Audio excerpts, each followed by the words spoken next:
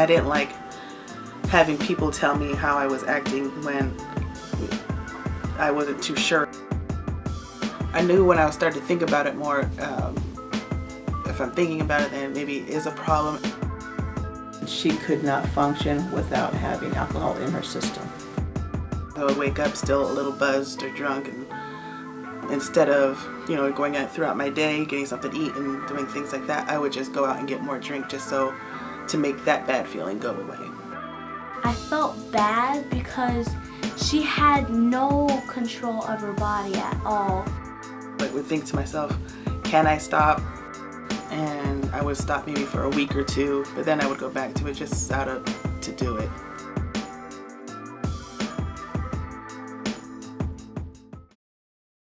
I was exposed probably at a fairly young age to alcohol, maybe between ages 8 or so. It was like when I first started recollecting seeing drunk people around my house. I had family members who drink regularly. And of course there was, advertisements of people like, having beach parties and things like that, or, people hanging around other people, and then there'd be a picture of a beer bottle or something like that at the end of the commercials. To me, it was just TV.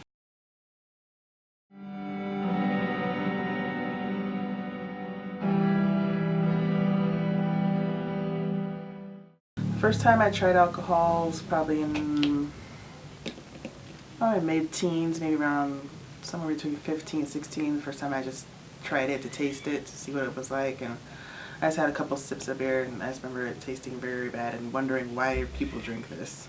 I started to drink more often around the age of 18. 18 to 19 when I really started drinking. All the way through the teenage years and up to age 20 or 21, maybe even 25, the body is forming, is growing, is developing. So anything that interferes with that development of the body will have long-term effects for the rest of life. It seemed like more freeing because I was able, to do stuff and on my own. Like I didn't really care so much about what was going on in my family life. Like I felt like I had less responsibilities, and so I can actually kind of, for lack of a better word, catch up on my youth and having fun and things like that. As I got older, it became more common, easier to do. It became more of a steady thing around my early 20s, and up until about now, 32. Within the past, I would say 7 to 8 months or so, I had begun drinking more and more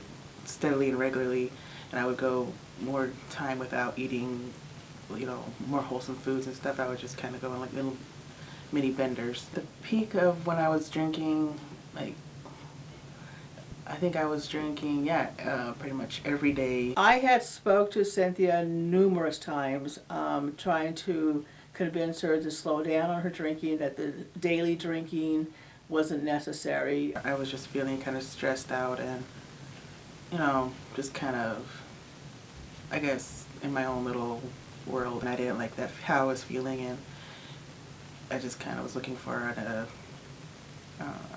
little brief escape from it. I felt angry towards her because she just went to work drunk, and she almost lost her job because of that, and just made me angry. When Cynthia was drinking, her attitude would change. She would be moody. If not, she would be sleeping all the time, very undependable for anything, and just not there, just not herself. When Cynthia was in these moods, I would feel upset towards her. I would distance myself from her. I didn't want to be around her and not to associate with her when she was drinking. I remember this one time she was passed out at the park, and these people saw her, so they brought her back to the home, and then she was too drunk. She didn't wake up because she was just passed out. It upset me because we had to go rescue her. We had to stop what we were doing. No matter what time of night it was, it didn't matter. We had to get up and make ourselves available for her.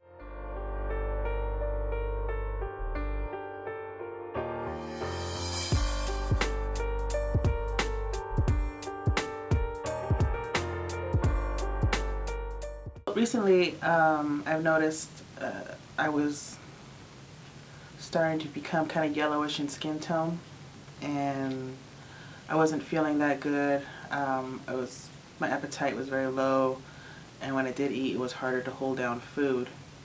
And so I went into the hospital, and it turned out that my liver was swollen and inflamed, and was my other organs also along with it were starting to kind of give up. As they said, after my liver was already starting to kind of give up, like my kidneys were also starting to go, because it was like a whole domino effect. Every organ is affected.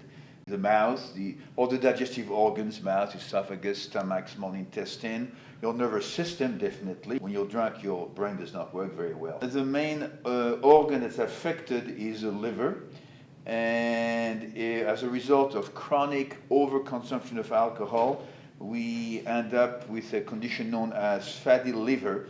And when the liver is fatty, as we just said, it usually interferes with all the functions of the liver, which are many. There are more than 500 functions that the liver provides for the body. So basically, when the liver is diseased and not functioning well, the whole body is affected. When I first went in, I wasn't really I was expecting it to be bad, but I didn't know it was going to be as bad as it was. I was actually already making plans in my head for when I was going to get out, and wondering which store was going to be open, and thinking like, oh, okay, well, get out of here. Maybe they'll give me some medicine. Maybe they'll give me this or that, and I'll be okay. And then, just grab a beer and go home. And then when they told me they're going to keep me there, and then the next day they said they're going to keep me longer and longer, then they set me up with a room, everything really began setting in. I felt sad when she was in the hospital because I was underage to get into the hospital, and I couldn't see her for the rest of the time.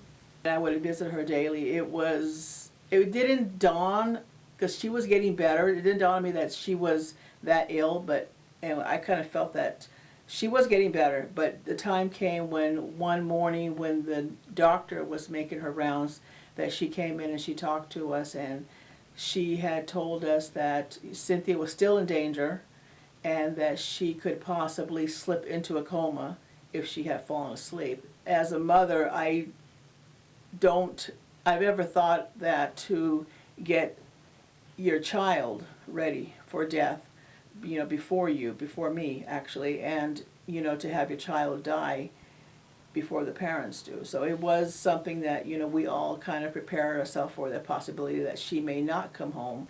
I was worried and scared because this one time my mom just sat me down. She told me Cynthia can slip to a coma, and I just thought maybe I won't ever see her again. I felt horrible that I had done this to myself, and made her and other people in my family have to worry so much and be so concerned over me. When Cynthia was admitted to the hospital, it was sort of like a disbelief. We couldn't believe that what was happening to her, and it was kind of like a awakening, because I think people had warned her to slow down on her drinking.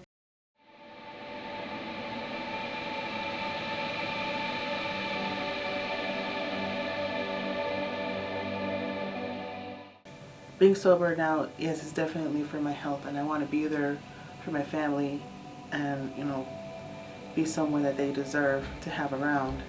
I feel relieved when she's sober now because just a long time ago she was drinking outside and she'd always be at the park, and I just worried about her because I just thought maybe she'd get hurt. But now that she's sober and she would never go outside drinking again, I don't have to worry about her anymore. You see a change in her, you see she's more happy, she's spending more quality time with the family. I feel different health-wise. I feel a little more, I'm still kind of weak from being out of the hospital, still on medications, but I feel, I guess, less sluggish in general. Everything just seems a little bit more clear, a little, I guess, less hazy like I had like a little fog over myself for a while, and it's beginning to clear. I am proud of her because it's just that she's accomplished all her goals that she had to accomplish. She did what she was supposed to. She never touched anything like alcohol, anything like that again. I'm proud of her for the fact that she did go through this. I just mostly feel proud that they feel like they have someone back and someone like who they can be, happy and comfortable, more comfortable around, instead of wondering, oh, was she drunk today, and things like that. I'm happy when they're happy, and I feel just, if anything, bad that it took me this long to do something to make them proud of me.